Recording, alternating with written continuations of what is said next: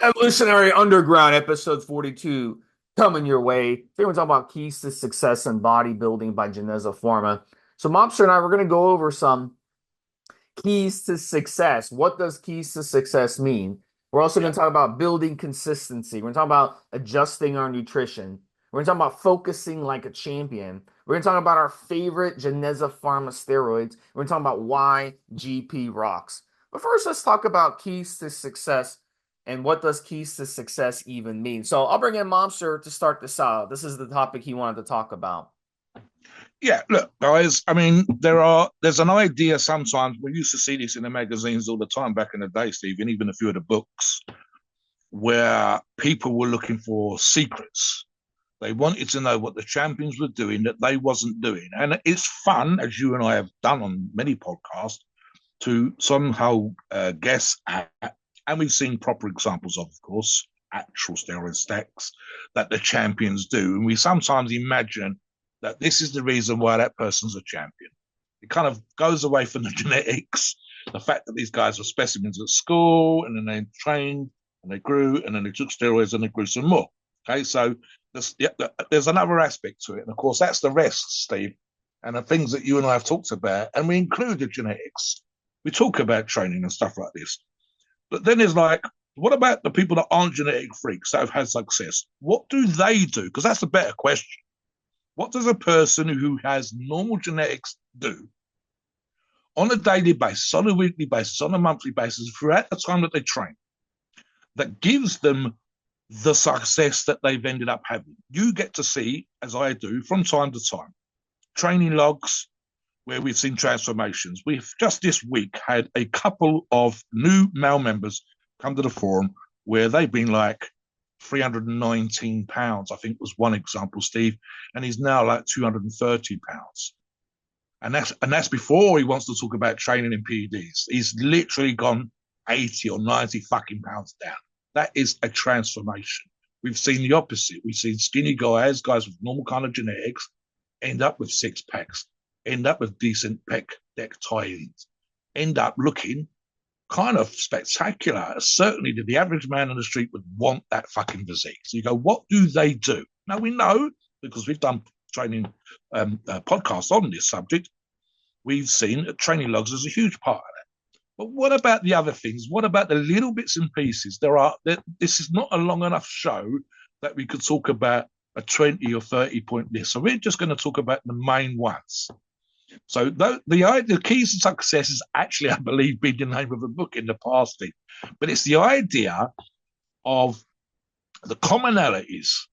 If you took 100 athletes that have transformed their physiques, fat to thin, thin to muscular, weak to strong, what is the common things, maybe half a dozen common things that you and I can talk about on today's show, those keys to success that each and every one, they've got different genetics, different backgrounds, different ethnicities, some are male, some are female, but what we look at on a regular basis is the things that they all do that can be applied to pretty much any person listening to this show, and use those things. Make sure that you have these things going on in your life. Okay, so there's a ton, Steve, and we might expand in one or two different directions, even if it's just briefly, with simple suggestions that sometimes it's almost and we see this from time to time again on the forums where they'll put someone will say something like, "Oh, I'm real busy, and I get up at this time, and there's not enough time in the morning." And you go, "Well, just get up earlier then." It's simple stuff. We've got a couple of people on the forums right now. So one trains at 5 a.m., one trains at 6 a.m. They're getting their shit done before the day starts, and it's just stuff like that, Steve. No excuses. So, what do you think about keys to success? And then we're going to move straight in the next portion to one that I've seen a million times with the best athletes. But let's start with what your thoughts are first. Yeah, and we're going to talk about some of the different things, later in this podcast, like consistency, nutrition, that sort of thing.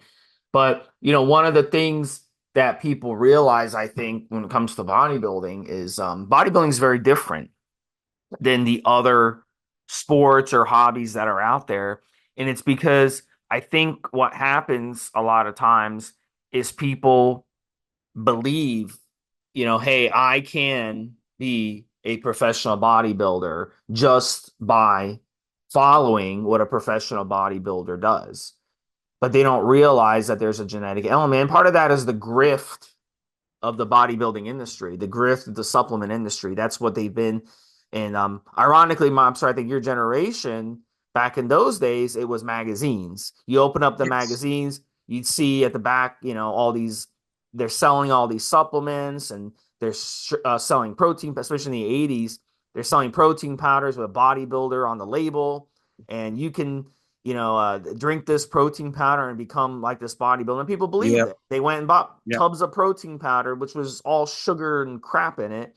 And then now it's social media. Now it's you can basically create a social media page on one of these platforms, buy followers, buy tens of thousands of followers, buy hundreds of thousands of followers if you want to spend all that money, and create this image and Photoshop pictures of transformations from your clients, and then have people, pay you, and then you send them copy and paste nutrition protocols or copy and paste workout protocols, which you send out to 100 other people the same exact thing, and you charge them for it based on a ruse.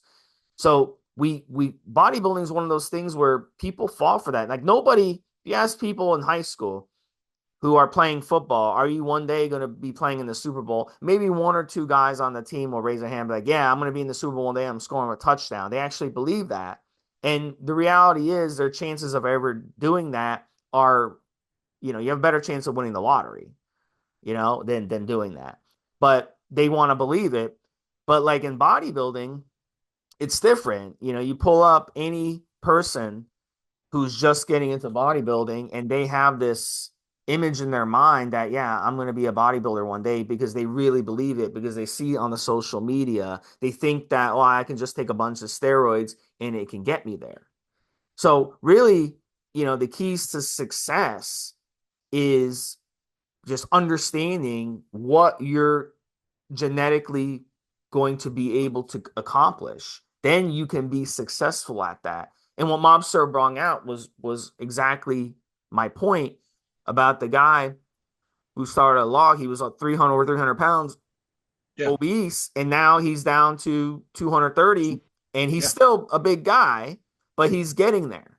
And that's a Yes. perfect example of someone. And he said, I've never seen abs in my life. Now, is it realistic for him to set a goal of I'm going to be a ripped 8-pack and I'm going to be a underwear model for Abercrombie and Fitch or whatever, No. or what I'm saying, or whatever those companies are to do the underwear. Yeah. Yeah. But Yeah. it's Yeah. not Yeah. it's not realistic. So he has to set a realistic goal. And his realistic goal, I actually saw last night, he Yeah. mentioned this. I want to see a couple abs. That's my goal. Yes. He's Yes. never seen abs Yes. in his life. He wants to see. So that is, you're not going to be successful unless you set realistic goals. That's what you have to do.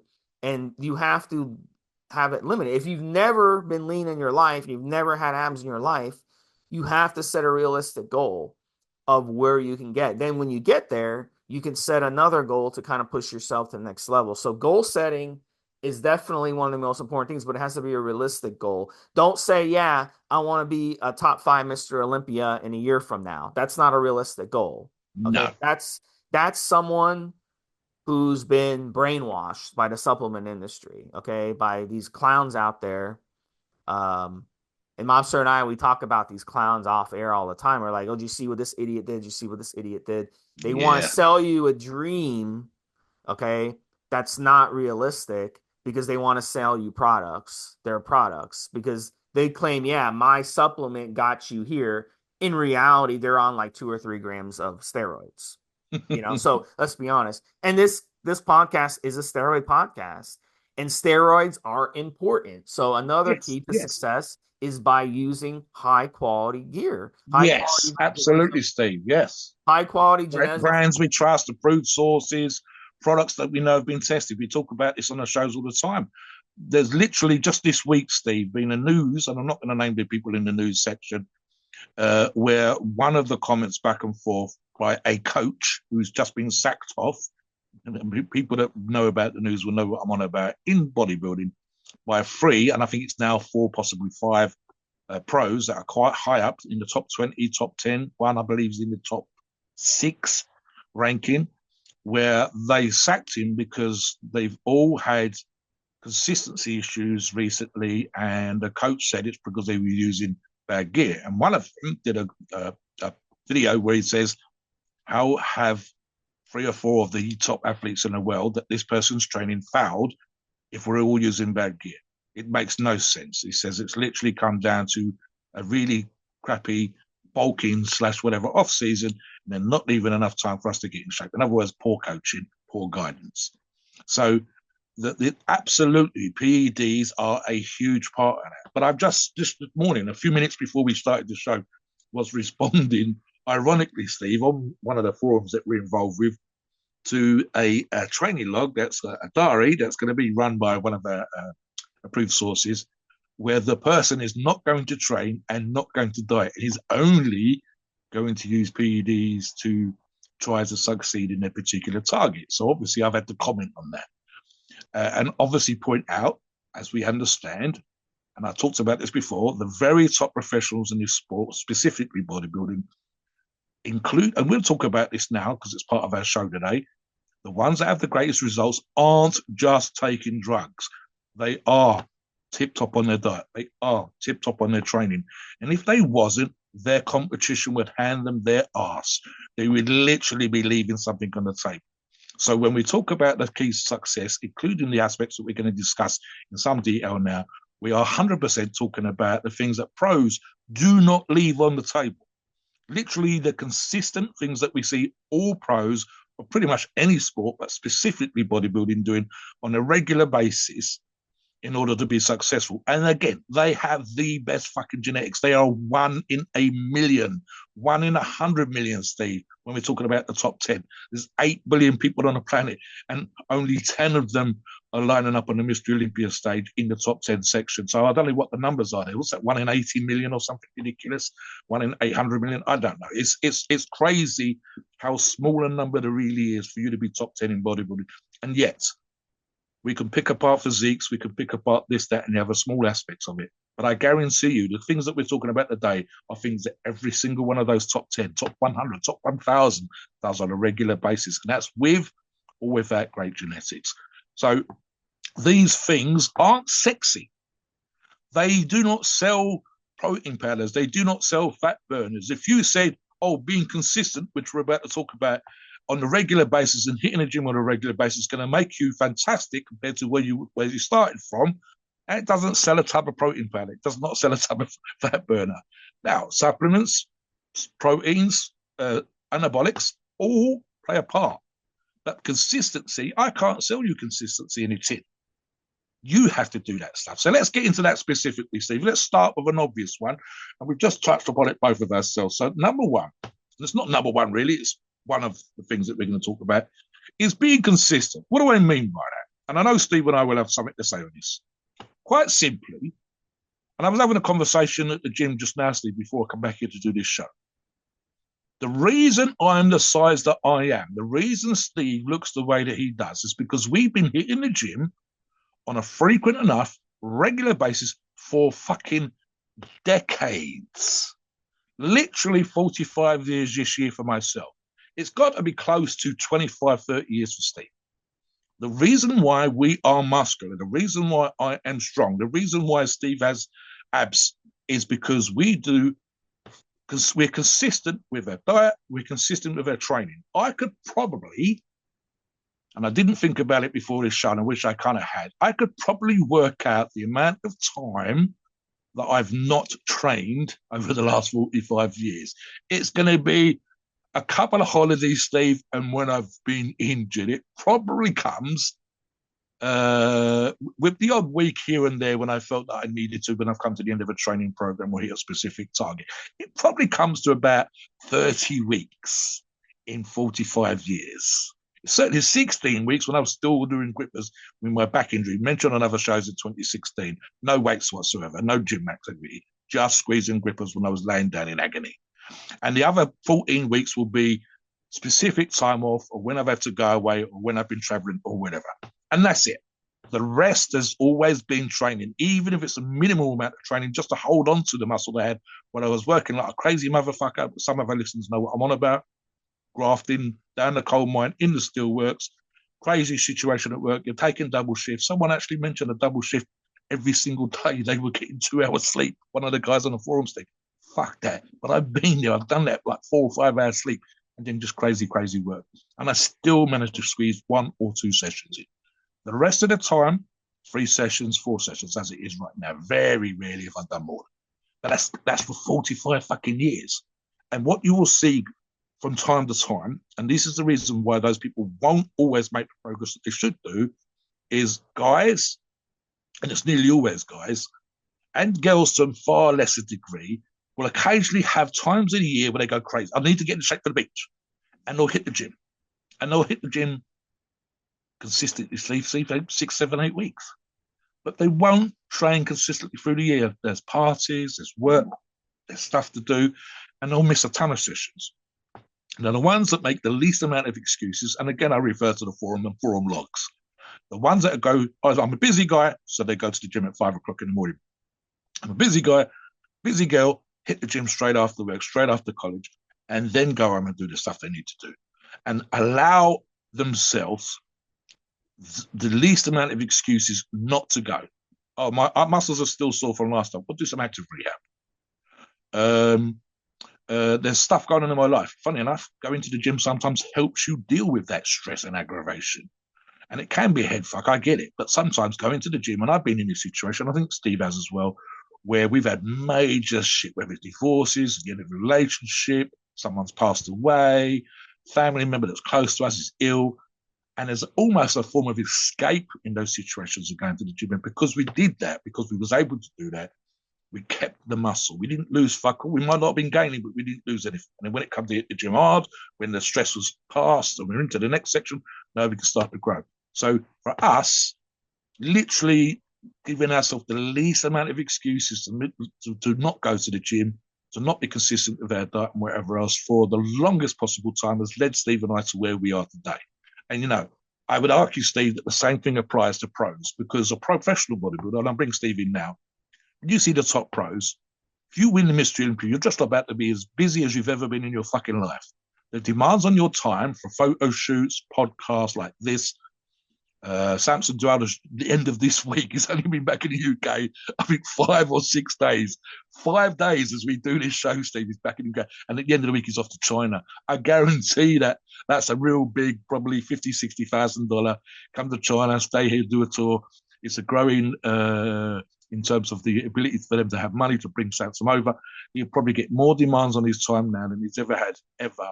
And yet he's still going to have to find time to train. He's still going to have to find time to eat. When I've done expos, and this applies to a lot of professional bodybuilders, and I had to go and hide in the toilet to get the food in on my lunch break because there were so many people talking to me on my lunch break, and I would literally not have had the time to eat the food. So I literally hid in the toilet cubicle and had my sandwiches. And pros are having to go around the back of expo stands, almost hide behind a curtain and sit there for 5 minutes, don't talk to no one, just get the food in. And it's that kind of consistency with those things, food, nutrition, and training, that makes the difference there. So what do you think about that in terms of your own approach and obviously personal experiences, plus working with clients, the ones that have the great success? Look, there's been a lot of times I've got in my car, especially as I've gotten older, and I was like, something doesn't feel right. I feel a little sore, my back, my neck hurts a little bit. Should I go work out? There's been other times I've gotten to the gym and I step out of the car and I make 2 steps and boom, I step in a big puddle. And now I got to go in the gym with soggy feet, up to my ankles, where my shoes are wet, my socks are wet. I'm gonna have that soggy feet feeling when I'm training. It's gonna suck, you know. So look, at the end of the day, some people they're wired to spend their life being flaky and not take care of what needs to be done and procrastinate, and some aren't.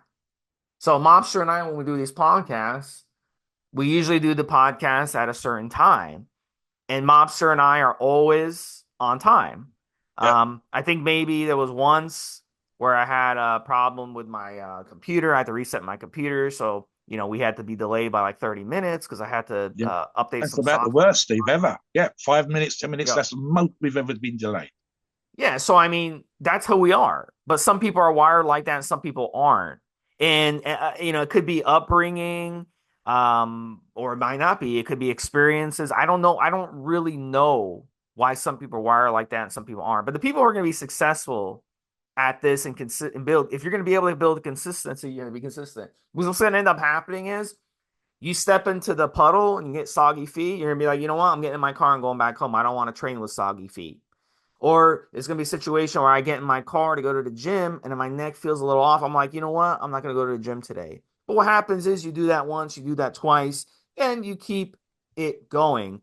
Then the next time it's another excuse. So you build up excuses, and pretty soon you're missing half your workout. So how are you going to build consistency that way? So the step to consistency is being a man of your word or a woman of your word. And yeah, I'm going to the gym today. It doesn't fucking matter. I only got 5 hours of sleep. It doesn't fucking matter that I had to take No. the kid to the doctor. It doesn't fucking matter that I had a shitty day at work. I've had Yep. fucking horrible days at work. Horrible fucking days at work where I've lost so much fucking money, all right, with work, okay? And I still went to the gym.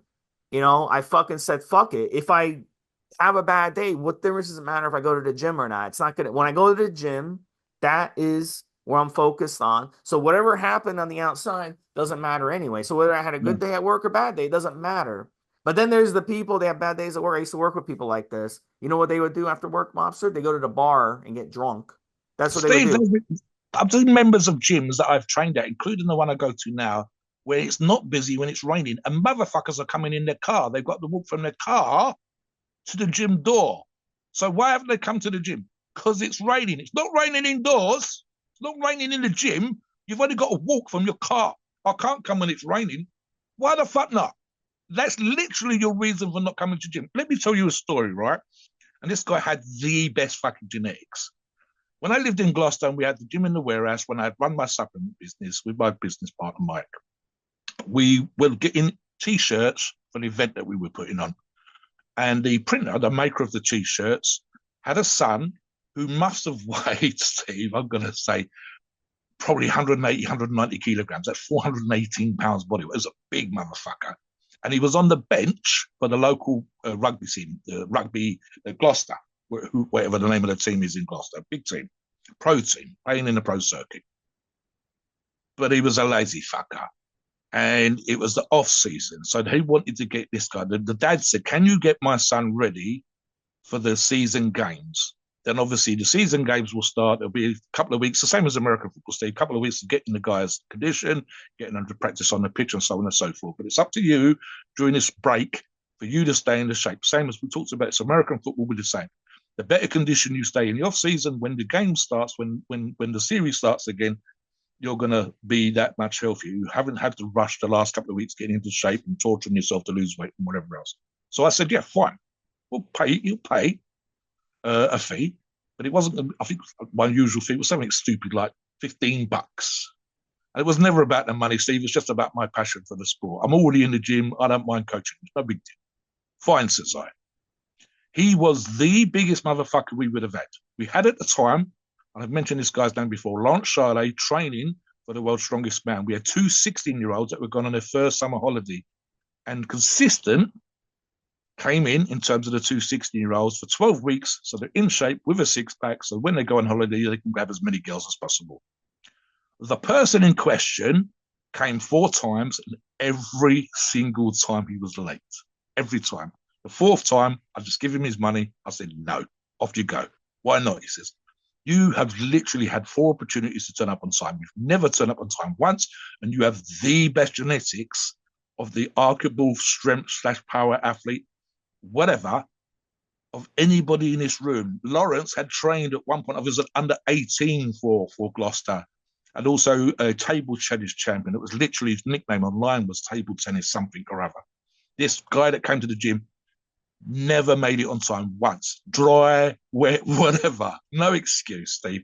So I'm like, if you can't be bothered to turn up on time, you can't be bothered to put the effort in. When you've got the best genetics in this room, fuck off. Here's your money. Get the fuck out. I have no idea how he got on. I don't care. I didn't want to know. I don't want to follow up on him because who cares? If he doesn't value the time and the effort and the guy's support, if he can't be bothered to turn up on time, how is he going to make it? Is he going to rely purely on his ability to throw a ball and run down a rugby pitch when he can't be bothered to put the work in? Because every other person on that pitch is as hungry or hungrier, certainly hungrier than him. And they're going to want the guys that want to end up playing for $100,000, $120,000, $130,000 a year. Not this motherfucker. And yet he probably arguably as a prop, as someone in the scrum that could push half the fucking team across the pitch, had he trained, would have the best genetics and the best potential of anybody that I'd ever seen at that point. But no, he didn't. It was just a complete and utter waste of time. The two skinny little 16-year-olds came, did their shit. We gave them a little bit of support. They were plugging away in the corner. They went off and went on their holiday. We never saw them again, but they did not miss a single training session, 36 training sessions in the 12 weeks. This guy couldn't even bother to turn up on time. Who are you going to work with, Steve? You're going to work with the 16-year-olds that are here every time, on time, doing their work, or this big bloke that's got fantastic genetics that can't be asked to turn up on time? I You to had, put him through the things. yeah, when I played sports, whether it be football, soccer, whatever, I can remember, if you missed practice and it was unexcused, you didn't play. And I think that built a lot of discipline in me growing up. But another thing too was just upbringing. I think upbringing, watching, my father always was early, always. If he had to be at work at 3 o'clock, he left the house at like little after 2, even Yeah, though me only too. I know even that. though it only took 20 Yeah. minutes to get to work. He'd always leave early because if something went wrong on the way, flat tire, you got an accident, small accident, something that could have happened on the way, traffic, then you're ensured that you're be on time. So always be on time. Always aim to be early, even if you have to get there early and be and you get there early. Always be on time. Always be on time early, and that's how it is. And it's the same thing, with a doctor's appointment or a dentist's appointment. Are you the type of person who always the flake out on your appointment and cancel and move it? They hate that shit. They hate that shit. When you do that, they love the clients that are always on time. They don't have to worry if they're going to show up because they still have to pay the doctor. They still have to pay the dentist for that time slot, and you don't show up. So now they lose money on that time slot that could have been filled by another customer. So in life, look, it's about adulting. You got to grow up at some point. And there's something, I really believe this when I heard there's something mentally wrong with a person who can't show up on time. But the thing is, I accept it as a weakness. Everybody has certain weaknesses. I have weaknesses. Mobsters have Yeah, me weaknesses. too, of Everyone. But course. you have to Absolutely. work on it and get better at it. And one of the best ways is, as I said, focus in on. I have people in my life who are like that. So let's say I'm having a barbecue at my house and I know I have a bunch of friends and family coming over. I'll tell the people, several of them are always late. They're always fucking late consistently. So you know what they tell them? I tell them the barbecue's at 1 o'clock, not at 2 o'clock. Yeah, Because I yeah, know if I tell them it's at yeah, 1 o'clock, they'll show up yeah, at two yeah, o'clock, and then so you have to yes, adjust yourself to that when you're yes, dealing with those yes. types of people. So in your case, Mobster, you should have told that I rugby should have guy. told him a half hour earlier. You're right. Exactly. Then he would have showed up a half hour late, and then it would have been on time. So Yeah, that's exactly. I should perfect. have done that. Yeah, yeah. But you got to work on your weaknesses when it comes to this because look, you're not going to build consistency, and it's going to be like I said earlier. You're going to miss one workout, then you're going to miss.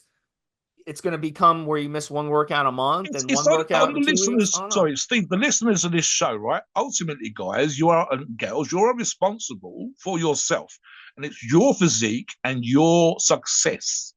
Okay, so there will be an element of maybe you worked with a coach, maybe you work with Steve, you're a client, maybe you've got a training partner. Okay, but ultimately, as I've said when I've coached people, I didn't lift the weight, you lifted the weight. I might have egged you on, I might have encouraged you, but you did the work, and it's your desire to be successful, your desire to lift that weight, it's your desire to build up your chest, it's your desire to look better, be leaner, be stronger. Ultimately, that should carry you through because I might not always be there. I'm not with you in the kitchen. I'm not with you when there's a chance to go to a party. I'm not with you when there's a chance to eat, drink more beer than perhaps you should. That's on you. And ultimately, it doesn't matter because you are paying me or even if I'm giving you my time for free. But ultimately, it comes down to you as an individual doing the things that you need to do for yourself with our help, with the guidance of this show, with your training partner, with a coach, with the gym owner, whatever.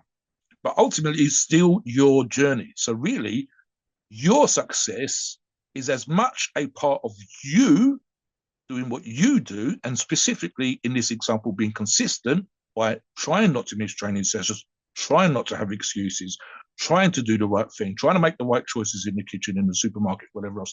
That's on you. No one forced you to take. There was no choice, Steve. I went to the supermarket and there was nothing but pizza on the shelves. I had to buy a pizza, otherwise I'd have starved. No, motherfucker. We've been to the we saw the steaks over by the butcher's counter. We saw all those fresh vegetables as you walked in. You got no excuse. It comes down to you. So, number one is that consistency, and that when it comes to, and I'm going to use it for both training and nutrition, Steve. When it comes to that, you will see the people that have the greatest success, and I touched on it a little bit when I talked about the pros earlier, and even myself as an example. When I've been in hard training for competitions, getting the food in, when I've done stuff back in the day almost as a challenge, and I realized I'd missed a meal and I had to get out of bed, and there was no way I was going to cook myself some steak and eggs, which was part of the plan that I was doing. So I had a protein shake, and I was kind of choking that shit down. And the same thing with the training. There's 100% been days, like Steve said, when it's been hard at work, or there's some shit going on, or the traffic's been horrendous, or whatever else. And we've put aside that half hour, 45, 50 minutes that we could sit on the sofa and watch TV and chill the fuck out from the stressful day or the terrible commute or whatever. And we've gone to the gym instead. Then literally these things, this consistency is on you.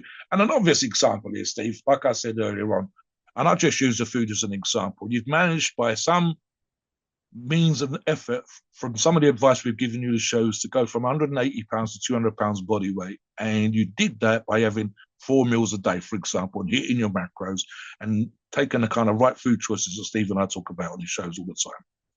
And then for 2 weeks or 3 weeks, and this is not because you're on holiday, it's just because stuff's going on in your life. Your food's all over the place. It starts to get dirty. It becomes, if it fits your macros, the food prep that you was doing before goes out the window, and so on and so forth. Well, now you're not consistent with your food. Lo and behold, you go from 180 to 200. Now you're back down to 190, but it's a soft 190, whereas it was a hard 200. And that's because you eased up on being consistent just with having your food on point.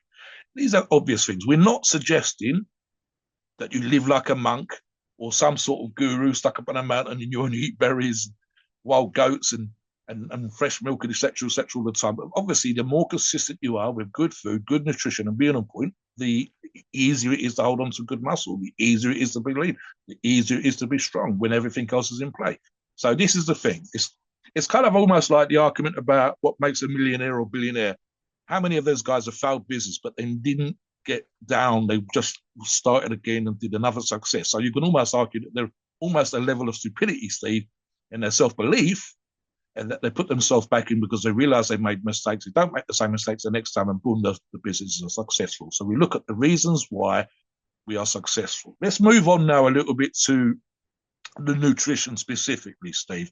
Yeah. And I'll bring you into this one again. Look at the training logs and food prep as an example. So let me talk about this, and then Mobster can get in a little bit. But look, I think the key when it comes to nutrition is food prep. And here's why. Because in America, we have a lot of things in our food that are very, very, very bad for us and that are going to get in your way of being healthy. They're going to ruin your gut health. They're going to ruin your mental health. They're going to ruin your ability to put on muscle, put on strain, cut, and all that stuff that you guys don't have in the European Union, Mobster, or in Britain. These are banned chemicals over there. And I'll give you an example.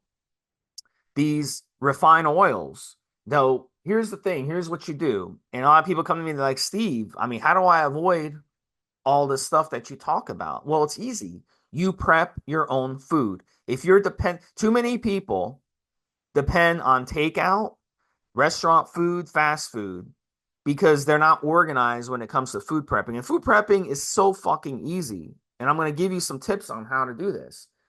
Because here's the thing. All these refined oils and additives and dyes and all this other shit that restaurant industry puts in their food, they have to, because they have to make a profit. They have a margin, right? When they sell you, when you go to a a fast food joint and grab a burger, it has to be low quality. The bread has to be the cheapest, low quality bread that's full of emulsifiers, so the bread doesn't go bad. What do you think those emulsifiers do? They kill the mold on the bread. They prevent the mold from growing, right? So if you're putting something like that in your body, what's it doing in your body? It's doing the exact same thing. It's preventing, it's killing things in your body. It's destroying your gut flora. These artificial sweeteners, what do? They fuck with your mind and they also fuck with your gut, but you're putting them in your body. So you have to know what you're putting in your body. So it's getting high quality food and it's prepping it yourself. So twice a week, I put aside about an hour, hour and a half to food prep and store food. It doesn't take much longer than that. And that stored food will last me 3 to 4 days. All I have to do is reheat it each time it's cooked. So whether you get, beef, rice, chicken, turkey, whatever, fruits, vegetables, all this stuff, food prep. And those of you out there wondering, how can I food prep? I don't know how to cook. I don't even use my oven. I don't use my stove, whatever. You don't need to use your oven or stove. All you need is a rice cooker, a slow cooker, a grill, or an air fryer. And really, I have all four of those devices, but really, you really need only two of those devices yourself. Eventually, over time, once you save money, ask for it for your birthday, ask for it for Christmas, and you can accumulate these things. They're not that expensive. You can get a small grill from Home Depot or Lowe's for like $20, or from Amazon. You can buy an air fryer for 60, 70, $80. It's a little expensive for a decent one, but it's not that expensive. You can get a slow cooker for like 20, $30. You can get a rice cooker off of Amazon for like 20, $25, a good one. So you can cook vegetables, rice, any type of meat, anything on these devices, and they do the work for you. You literally put the food in there, you set it, and then you walk away, and it does everything for you. So it's not like you're having to, do anything here where you have to sit there and watch it. I mean, obviously you can have a pan and cook things on the stove in the pan. But I mean, look, at the end of the day, these are simple things that you can do. And then and you don't have to be a great cook or go to cooking school to accomplish any of these things. So look, that's what I do. Get containers and store them in your containers and put them in your fridge. And then when you're ready to eat them, you take them out. You can store them. Come on our forum and check out some of the logs that guys are doing where they do this. Yeah. They food prep, they store their stuff, and they do it. So this will avoid the garbage that's in the food. Because let me tell you something. You want to talk about the studies that we've seen? Literally, you go work out and then you go to a fast food joint afterwards. Okay, I don't care what you're trying to accomplish, whether you're a power lifter, bodybuilder, trying to cut, trying to bulk. I don't care what you're trying to do. You go to that fast food joint and you put garbage in your body, you just ruin your entire workout. Congratulations. Or you drink, I see these drinks, these energy drinks, or these juices, these smoothie juices or Oh, protein yeah, yeah, yeah. in the bottles. Yeah. Look at what's in them. Read what's in them. It's all sugar. It's all additives. It's all junk. You put that in your body, you drink that after your workout. You think you're doing yourself a good? You're not. It's garbage. You're putting garbage in your body. You just ruin your entire workout. So you have to work on your nutrition first. And if the nutrition's not on point, it's pointless what you're doing. So, and it's not hard to literally change your nutrition, exactly what I'm saying to do, just by food prepping your own food. Look at it this way, guys, and I'm going to use a couple of examples when it comes to food prep. So imagine that you're quite good most of the time when it comes to being able to cook meals and make good choices in the supermarket, and you're not having a crazy week. You're not studying, cramming for your exams. They've not gone crazy with people going off sick at work or whatever else, right? So one example in that situation, Steve, would be to have food that's prepped. Might be a week, might be 2 weeks in advance, might be 6 or 7 meals. You haven't gone crazy and spent an hour and a half. I can probably cook. I've done this many times, Steve, where I would cook two lots of food at the same time. So I have the food I'm going to eat, but I'll cook for twice as much as I intend to have for the meal. Now I've got a meal set to one side. Now, the next day, when I used to work regularly, I don't want to come home. I was doing 12-hour shifts in my last job. And it was only a couple of days a week, Steve, but with getting up, with the forum stuff, etc., that we already do, By the time I got home, it was a 14 or 15-hour day. That includes traveling to work and coming home and everything else. I am not coming home, I haven't done 14 or 15 hours and meal prepping. Absolutely not. But I will have had a meal that I prepped before. So my busy days, on my crazy days, on the days full of appointments, I can go to the freezer. I can take out a meal that I know has got chicken breast in, and I know it's got rice in, and I know it's got vegetables, and I've got no sauces. It's not fancy. It's not. It's not kind of no. It's not cordon bleu, Steve, but it's got all the macronutrients, good, clean source food, all in one place, and I don't have to stand there and properly cook it from scratch because I've already goddamn done that. Now the best, and this is where that consistency with food comes in, Steve, and doing that kind of stuff. When we talk about the training logs, these are great examples. We talked about training log thing the other day on another show when we said they are being held accountable, meaning we don't need as members on the forum to see the chicken. We do not need to see the steak. But they post in those photographs, they've had to prepare the food. They've had to make it clean. And they've done that because we'd be like, hey, what the fuck's all that sauce? Why does that stuff look like it's all come out of a tin? Why does that look like a ready meal? We would be on them. Right? And not in a horrible way, but because we want the best for them. So because they know that we want the best for them, they almost feel obliged to put up good, clean, properly prepared food. And guess what? They have the best results. The best. 8 weeks, 10 weeks. It might just be a training log for that period of time. It might be an ongoing thing.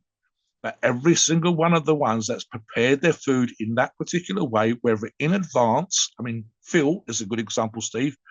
He gets like 15 pounds of horse meat or 15 pounds of chicken or whatever. And many times you've seen great big bowls of stuff that he's cooking. You did a thing the other day when you cooked up, I think it was the equivalent of 3 meals in terms of a soup or a broth that you made. And the other ones that are out there chopping up proper vegetables, having good clean fruits, etc., etc. And every single one of those motherfuckers that works like that gets the best results. The one thing I will say, and this is just to change the topic a little tiny bit when it comes to food, is adjust. And what do I mean by that? If you want to be a successful bodybuilder, and that might mean skinny to muscular, it might mean fat to lean, or it might mean weak to strong, then you need to adjust. You cannot, this is kind of obvious, but some people lose a little bit here, keep doing the same thing when it comes to both food and or training. So I'm going to throw that under the bus as well and say that you need to adjust. So for example, and I'll refer to something that Steve said earlier on as well. This is for training, but it needs to be thought of in terms of food. So it's called short, medium, and long-term goal setting in terms of training. So my short term might be what I'm doing today in the gym. My medium term might be a number I want to hit at the end of the month or a particular target that I've got. And my long term would be winning a competition, becoming Mr. Olympia or whatever as a bodybuilder. That's my long term. But I don't get there in giant leaps. In the food situation, it's thus. What got me from 140 to 160 will not, food-wise, get me from 160 to 180. I will have to make adjustments. So talk about that tweaking the adjustments, tweaking the food, tweaking the training, Steve, and reapplying yourself in that particular way for the members.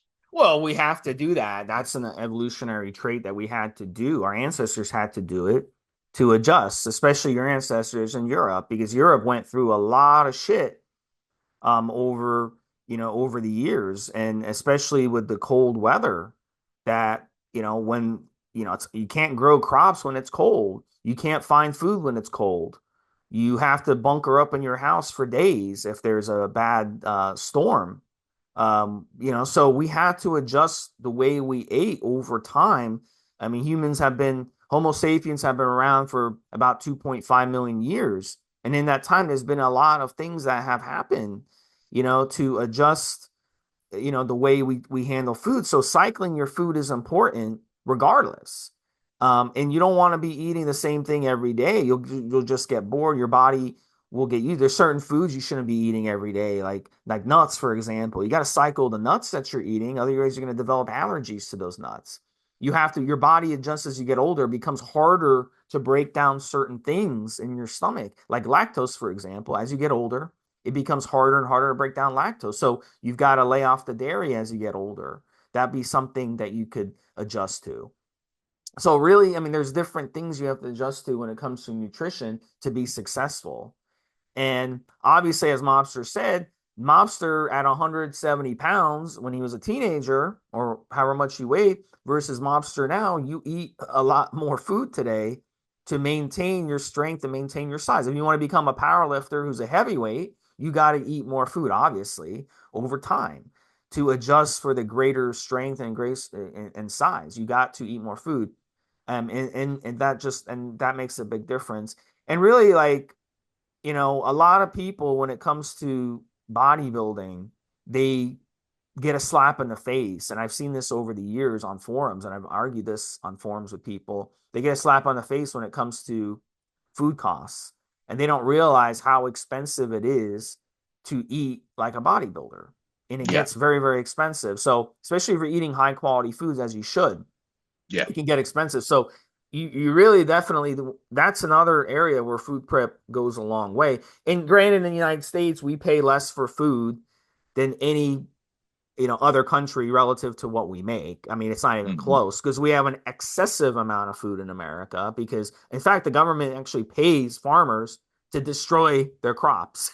you know, there's stories of the dairy industry actually take the dairy farmers. They get paid to basically dump their milk because they want to keep the Yeah. price We have up. we have that here, Steve. There's Yeah, if I buy a farm and I go and live on a farm, just because that might be a sort of dream of mine, and it stays as a farm rather than just land for me to live on, I believe you get a subsidy to keep some of the fields fallow, meaning you don't grow anything on them yeah, on a regular basis. And yeah. because you lose income, the government takes that amount that you lose and pays it to you, so you can the ground is not constantly growing food; it gets a chance to recover. So that's a farming subsidy. You have similar in America. Yeah, and It's yeah, super. Yeah, and then speaking on that too, growing your own food is a great thing. Having a little garden and growing your own food is a wonderful way for you to it's a stress reliever, and it allows you to save money that way. Tomatoes. I always grow tomatoes in the spring and fall. And that really, I can't grow them during the summer. It's just too hot. But what that does is it saves me money from having to go get tomatoes all the time. Get tomatoes. I put tomatoes, with my meals. I put tomatoes with the guac I make. I use a lot of tomatoes in my meals. So by growing them, I can buy a plant for $20 and I'd have literally 50, 60 tomatoes come off that plant.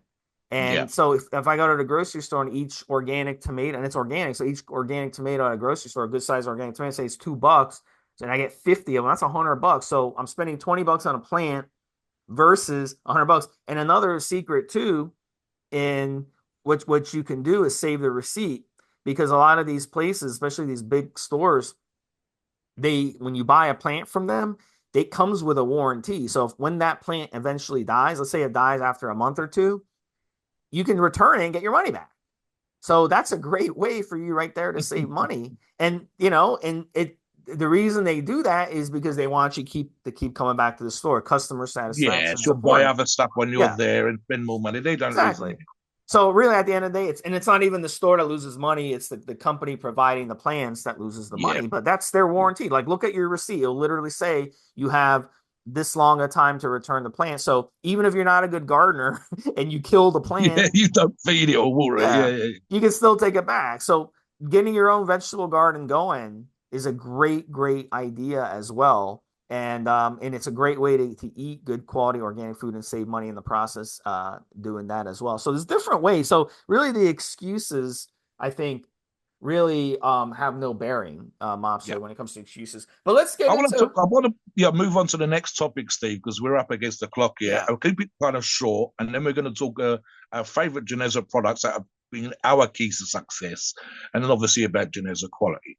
Okay, right. So one of the things, and I mentioned this to Steve in a pre-show as a good example, is the ability to focus on the task in hand. So the specific keyword there is focus. There's an element of, and I do this sometimes, Steve, when I've been crazy busy, when I've had lots of stuff going on, my ability to persuade myself, especially when I was competing, that this is really important. This hour, this next set, this exercise is fucking important for the next hour, for the next 20 minutes. I need to concentrate on this singular thing because I want to win. I want that my name on the goddamn first place trophy. I want the gold medal. Do not want the silver or the bronze. I'm tired. I'm busy. Win, win, win, win, win. Let's do this thing. And as I've pointed out to people, regardless, just recently, my most epic feat of strength was that 410 kilo, 902-pound squat. While I'm doing it, it's horrendous. It's heavy. The pad sits on your neck a certain way. It's just the grind. But it takes me, what, 20 seconds, Steve? Unrack it, squat down, come back up, rack it. 20 seconds out of my whole fucking life. Don't moan about 20 seconds, bitch. Get your work done. And you have done something crazy epic, right? So here's an example. And I mentioned this to Steve in the pre-show, as I just said. Samson Dualda talks about post-Olympia, having become 2024 Mr. Olympia, about his very simple life, which allows him to focus on the things that are really important. He lives in a small commuter-type town just outside of a major UK city, somewhere up north. I believe Nottingham, there or thereabouts. And he lives in a little town outside Nottingham. And it's literally probably going to be like 300 houses, Steve, and a few shops. And they probably have to go down the road in their car to get to the big supermarket and wherever else. Hardly anybody knows what he does. For the most part, he's covered up. He's a big guy. He might play rugby, might be some sort of wrestler or something.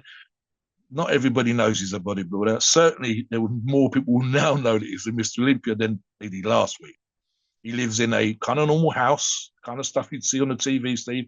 Fairly modern, probably 3 bed, probably $300,000, $400,000. Nothing spectacular, nothing special. Drives a pickup, which probably costs a few bucks. And I think it's just him, his wife, and the dog.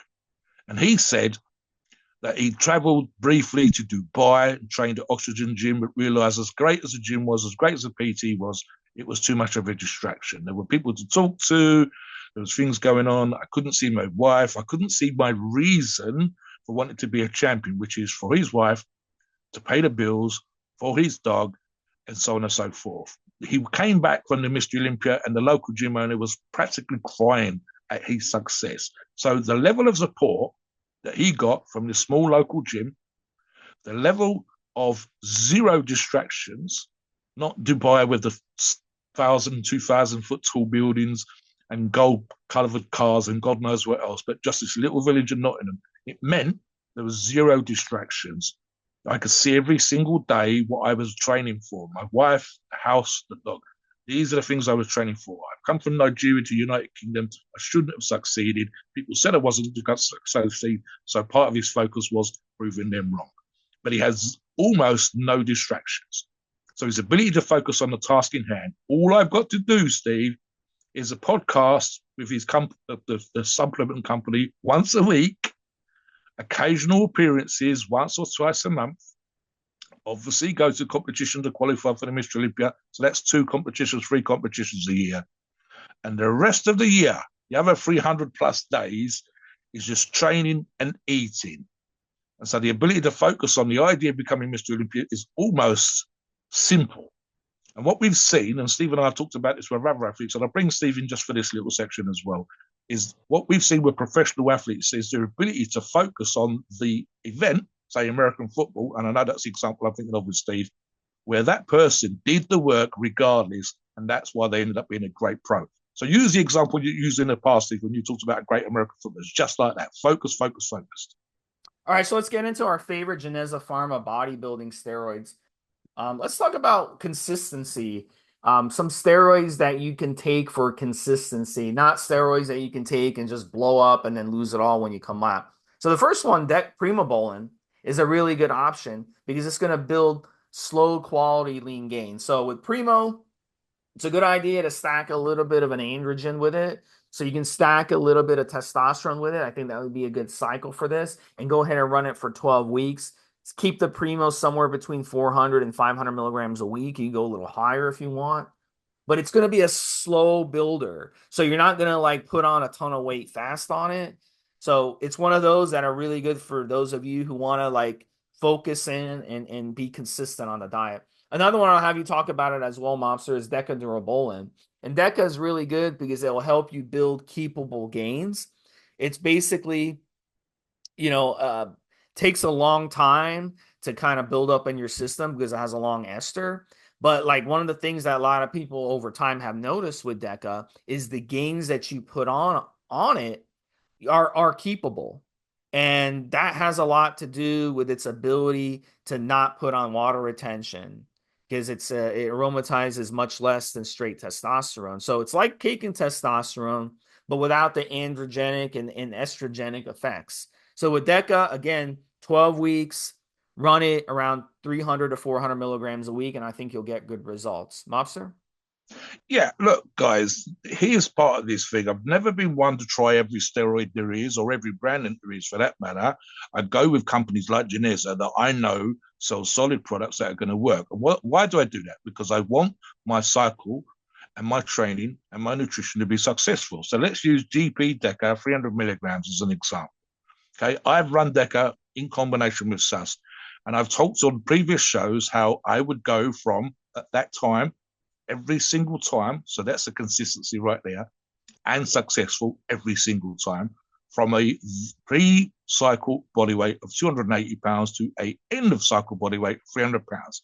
And that enabled me to be successful as I was at the time. That's when I was winning multiple British championships, Steve.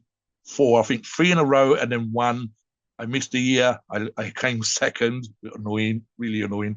And then next year I came back and absolutely slaughtered the person that had the kicked my ass in the touch the year before, 3 points, and the next year I come back and beat them by 21 points.